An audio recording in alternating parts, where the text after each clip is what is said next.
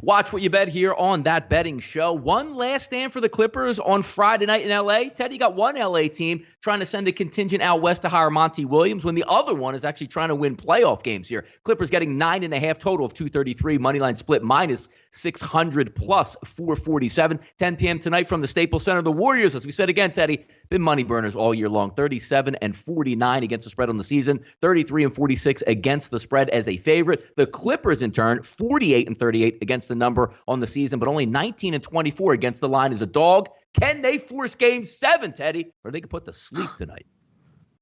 Well, I saw a look-ahead line on the Warriors versus the Rockets. Golden State minus 300 for the series. Houston plus 240. So the fact there are look-ahead lines on that, and no look-ahead line for the Clippers against the Rockets, tells you what the markets are expecting. But that's exactly what the markets expected 2 nights ago. And lo and behold, what happened?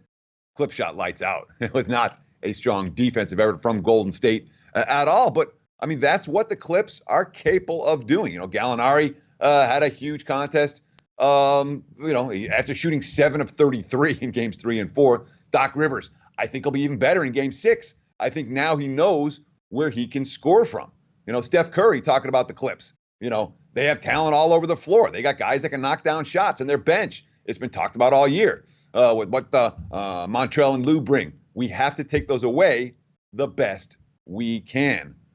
All that being said, we know what happened the last time that the Clippers beat the Warriors. Golden State came and laid a smackdown on that team. That game was over in the first quarter. Quote from Steph Curry, not what we're used to, but where there's no panic at all. Our message to each other going into game 6 is, would have loved to come in and won 4 straight or close it out Wednesday. Doesn't change what the goal is. The goal is to win 4 games, move on to the next series, and start it all over again. I'm not in love with laying this price with Golden State tonight. And, I'm not convinced that the Clips are going to be able to hit shot. Everybody was hitting. Everybody the other night. I'm not convinced the Clips are going to go have that level of offensive execution this evening. But no point spread bargains with the Warriors in this one. Lean towards the under for this better.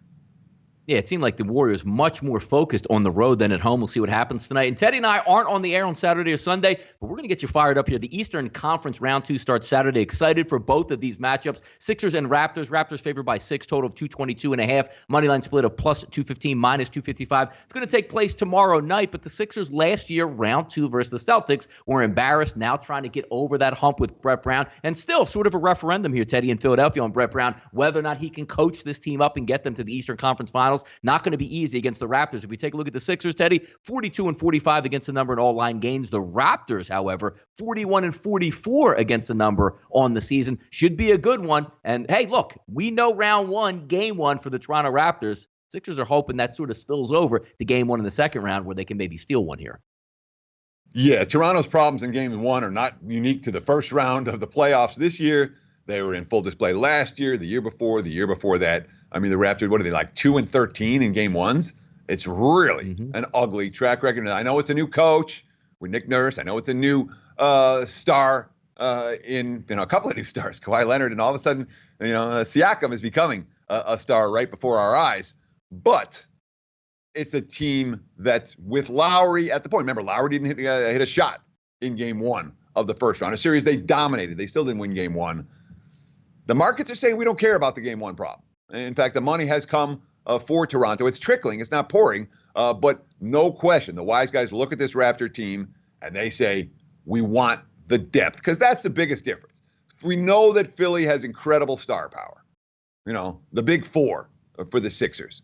What they don't have is the type of quality depth. The Raptors go 11, 12 deep, and they were able to use all the 11 or 12 of those guys consistently during the regular season.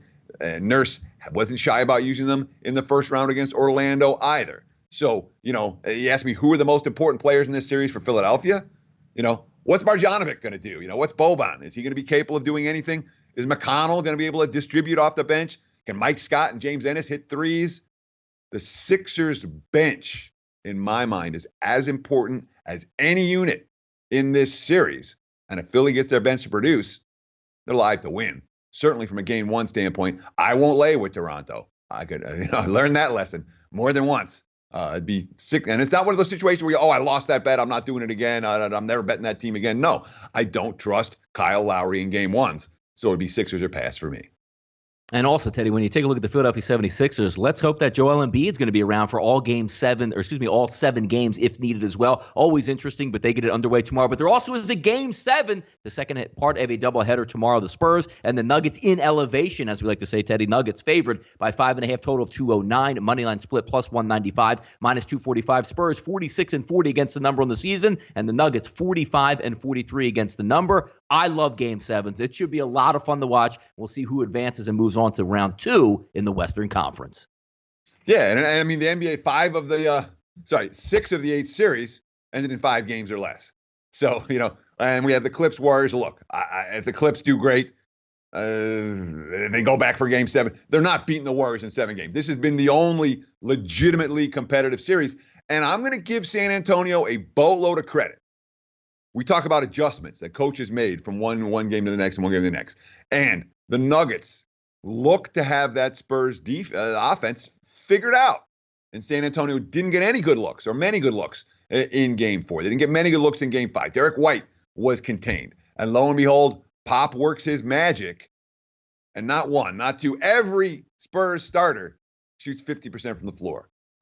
Or better than 50% from the floor in Game 4. The bench steps up and plays well. And it's not like Denver didn't hit shots. We saw, the Joker go nuts in that ball game. But San Antonio, with everybody clicking, was certainly the better team last night. Does any of that carry over? Denver was clearly the better team on Wednesday, and they had their guys clicking. Now it's been San Antonio with the full team effort.